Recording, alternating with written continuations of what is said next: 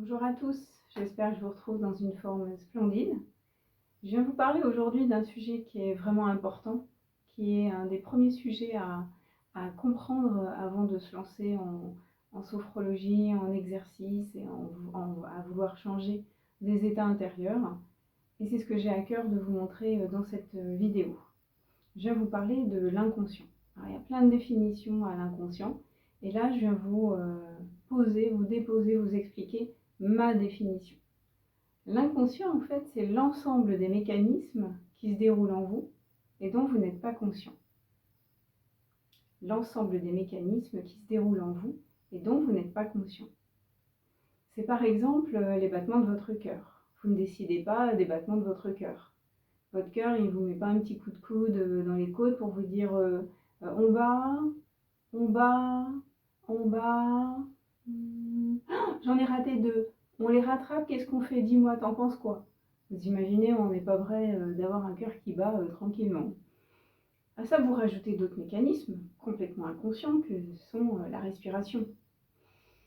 Vous inspirez, l'air rentre, ça gonfle les poumons, voilà, il y a tout un ensemble de processus qui se déroulent en vous, c'est pareil, c'est complètement inconscient. L'expiration aussi. Et également tous les mécanismes libérateurs et apaisants qui se déroulent sur votre respiration. Complètement inconscient, et pareil, votre inconscient ne vient pas vous dire on respire. Alors, inspire, j'ai oublié de te demander, expire, voilà, tout ça. Non, ça ne se déroule pas. Et imaginez tout votre système immunitaire, des cellules de la tête aux pieds, des milliers, des millions de cellules qui, en temps réel et en même temps, sont en train de vérifier qu'il n'y a pas une infection qui se déroule en vous. Est-ce que chacune des cellules ou chacun des ouvriers de votre système immunitaire vient vous demander votre avis pour savoir s'il doit intervenir ou pas? Bien sûr que non.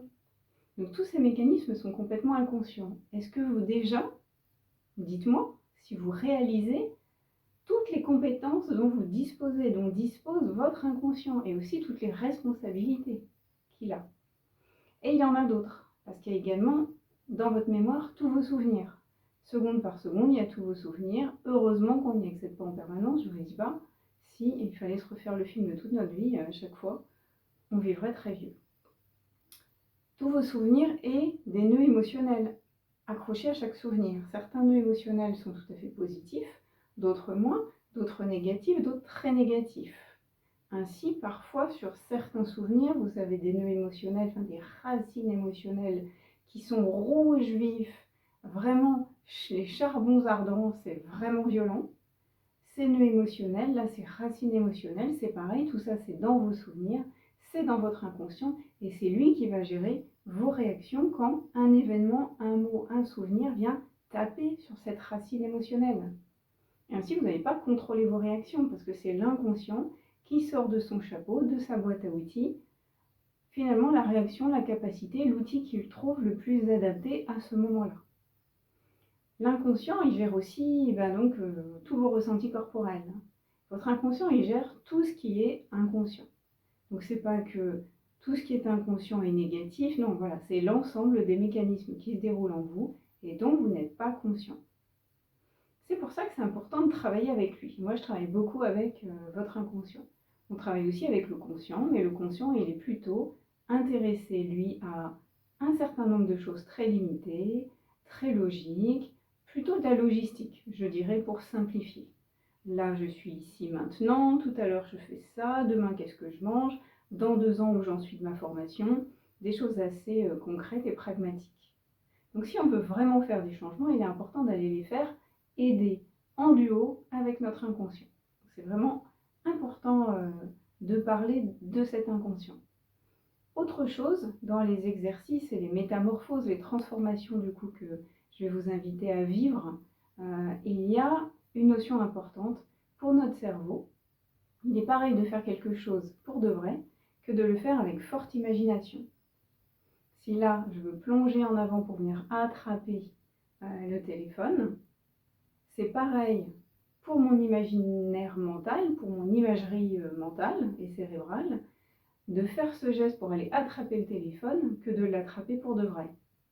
Le geste moteur construit cérébralement est le même que j'attrape ou pas mon téléphone. En revanche, bien sûr, ce qui est différent, c'est que comme je ne l'ai pas dans les mains, je n'ai pas les sensations, je n'ai pas le retour sensitif de l'information.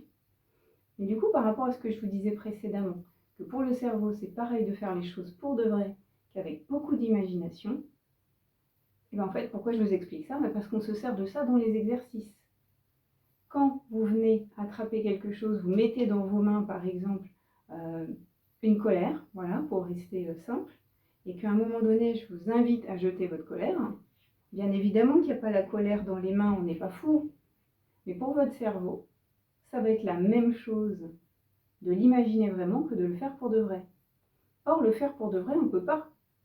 Si on devait évacuer la colère qu'il y a en vous, il faudrait vous ouvrir la tête, il faudrait aller chercher partout en vous toute cette colère, on ne la trouverait pas et en plus, ça va se régénérer selon ce qui provoque la colère en vous. En revanche, quand on fait ces exercices où on met cette colère dans nos poings et on la jette ou l'évacue, le cerveau, il va aller évacuer le trop-plein de colère. Donc en vrai, qu'est-ce qui se passe à l'intérieur quand on vient évacuer le trop-plein de colère? C'est qu'à l'intérieur, l'inconscient, il comprend que, ok, on demande un changement vis-à-vis de la colère. Vous faites un exercice, il y a un changement d'état intérieur, j'y reviendrai. Il enregistre donc que, avant l'exercice par rapport à la colère, vous êtes à 8 sur 10 par exemple. Après l'exercice où vous avez évacué la colère, vous êtes désormais à 4. Donc en quelques minutes, en un exercice, je suis capable de passer de 8 à 4. Ok, et je me sens plus apaisée, plus serein ou sereine. Waouh, c'est top, c'est génial. Donc voilà déjà en quoi votre inconscient, pour lui, il peut faire une transformation et une évacuation de la colère. Et les processus vont beaucoup plus loin que ça, puisque désormais votre inconscient comprend que vous voulez être moins en colère. Donc pour chacune des situations qui vont se présenter à vous, il va aller chercher en vous une autre façon de réagir par rapport à cette colère.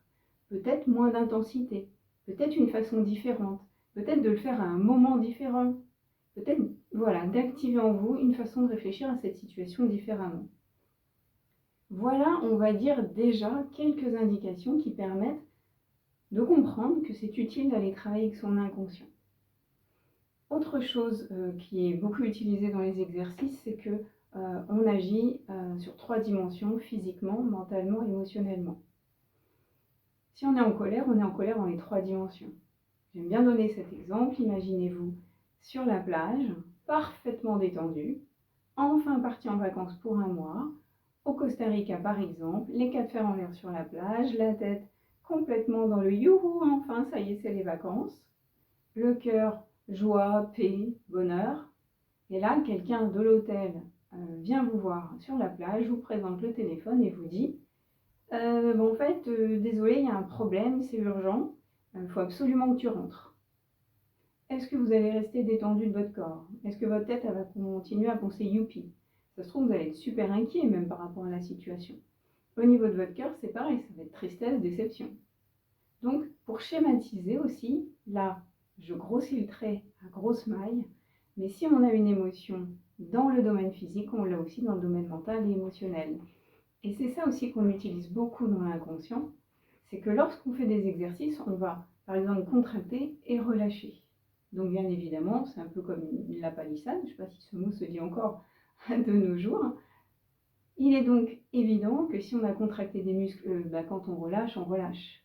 Sauf que ce qu'on vient activer sur le plan physique et neurologique, c'est que lorsqu'on relâche physiquement, on va relâcher mentalement et relâcher émotionnellement dans les dimensions associées. Et c'est ça qu'on vient aussi utiliser dans les exercices. Voilà quelques grandes lignes, mais qui me semblent essentielles pour que vous alliez plus loin dans votre travail avec les exercices, la transformation émotionnelle, la libération des trop-pleins émotionnels, de cheminer vers une sérénité durable.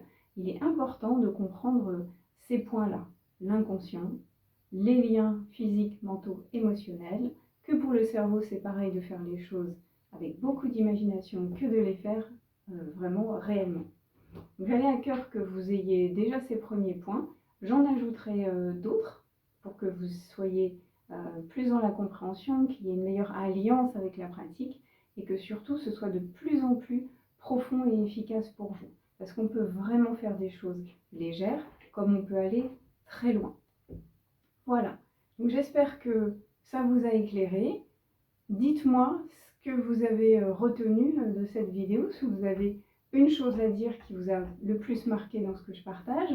Voilà, dites-moi si vous êtes d'accord avec ça, pas d'accord avec ça. On pourra en discuter dans les commentaires. Et puis, voilà, dites-moi dans les commentaires si vous êtes prêts à cette transformation. Mettez peut-être juste un petit oui dans les commentaires pour dire ok, je m'engage, j'ai envie d'une transformation. Et puis je vous souhaite le meilleur et je vais vous proposer ouais, très prochainement du coup des exercices libérateurs. Prenez soin de vous pour vous retrouver dans une forme olympique, splendide à chaque fois. Je vous souhaite une sérénité durable. Continuez à faire tout ce que vous faites déjà sur ce chemin de sérénité. Restez, vous verrez, vous vous transformerez. Prenez soin de vous et je vous retrouve très vite. Ah, ciao, bye bye.